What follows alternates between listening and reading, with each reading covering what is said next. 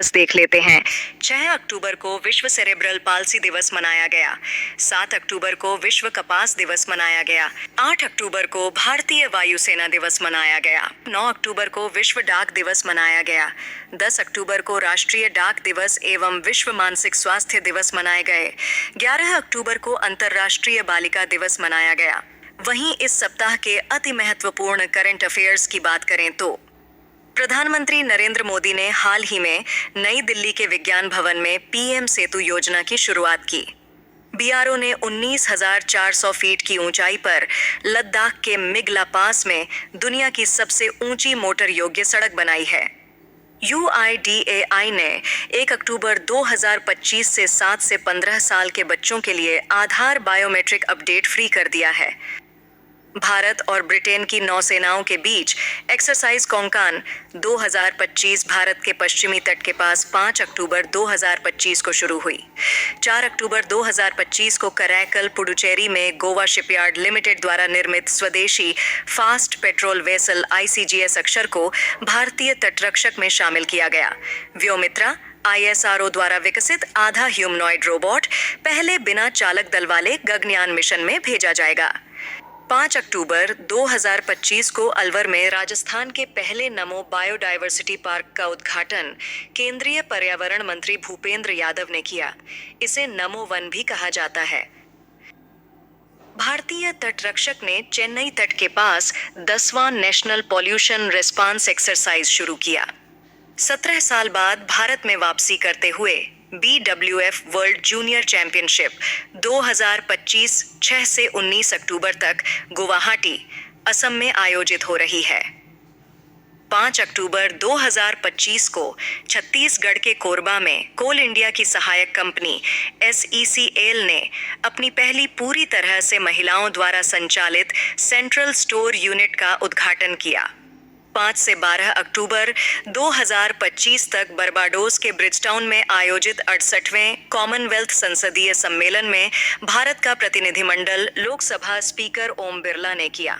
Physiology या medicine के क्षेत्र में 2025 का नोबेल पुरस्कार अमेरिका की मैरी ई ब्रन को, फ्रेड राम्सडेल और जापान के शिमोन साकागुची को पेरिफेरल इम्यून टॉलरेंस की खोज के लिए दिया गया है। केंद्रीय गृह और सहकारिता मंत्री अमित शाह ने महाराष्ट्र के कोपरगांव में भारत के पहले सहकारी आधारित कंप्रेस्ड बायोगैस और पोटाश ग्रेन्यूअल प्रोजेक्ट का उद्घाटन किया।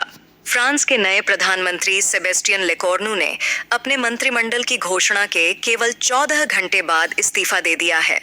फिलीपींस ने दक्षिण पूर्व एशिया का पहला कोरल क्रायो बैंक लॉन्च किया है। INS अनड्रॉथ भारत का दूसरा anti submarine shallow water craft 6 अक्टूबर 2025 को नेवी डॉकयार्ड विशाखापट्टनम में भारतीय नौसेना में शामिल किया गया। भारत ने कतर के लुलु ग्रुप सुपरमार्केट्स में UPI भुगतान प्रणाली शुरू की है। 2025 का भौतिकी का नोबेल पुरस्कार जॉन क्लार्क, मिशेल H डेवोरेट और जॉन M मार्टिनेस को उनके मैक्रोस्कोपिक क्वांटम मैकेनिकल टनलिंग और ऊर्जा क्वांटाइजेशन की खोज के लिए दिया गया है। भारत ने 9 से 15 अक्टूबर 2025 तक अबू धाबी में आयोजित IUCN विश्व संरक्षण कांग्रेस में अपनी पहली राष्ट्रीय red list of endangered species जारी की।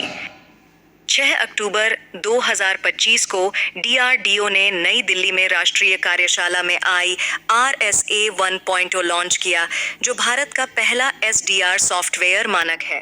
वर्ल्ड बैंक ने अक्टूबर 2025 में जारी दक्षिण एशिया विकास अपडेट में भारत के वित्त वर्ष 2026 के GDP विकास अनुमान को 6.3% से बढ़ाकर 6.5% कर दिया है। भारत ने फरवरी 2026 में नई दिल्ली के भारत मंडपम में होने वाले इंडिया AI इम्पैक्ट समिट 2026 का लोगो जारी किया है। NPCI और RBI ने UPI पेमेंट्स के लिए बायोमेट्रिक और वेरेबल ग्लास आधारित ऑथेंटिकेशन शुरू किया है। केंद्रीय मंत्रिमंडल ने महाराष्ट्र, मध्य प्रदेश, गुजरात और छत्तीसगढ़ में 24,634 करोड़ रुपए की 4 बड़ी रेलवे मल्टी ट्रैकिंग परियोजनाओं को मंजूरी दी है। मिस्र के पूर्व पर्यटन और पुरातत्व मंत्री डॉक्टर खालिद एल एनानी यूनेस्को के पहले अरब महासचिव बनने वाले हैं।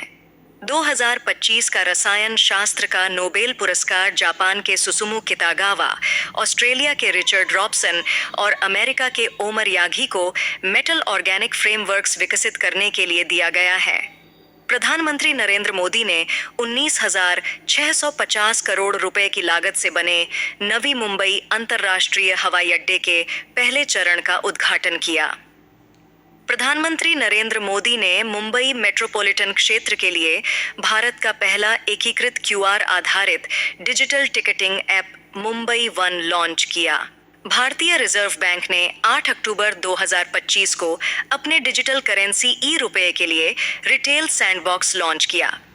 भारत 27 से 30 अक्टूबर 2025 तक नई दिल्ली के भारत मंडपम में 8वीं अंतर्राष्ट्रीय सोलर अलायंस असेंबली की मेजबानी करेगा। ओडिशा सरकार पुरी में ज्ञान यज्ञ मंडप नामक एक डिजिटल लाइब्रेरी स्थापित करने जा रही है, जिसका उद्देश्य जगन्नाथ मंदिर से जुड़े दुर्लभ अभिलेखों, पांडुलिपियों और इतिहास को संरक्षित करना है।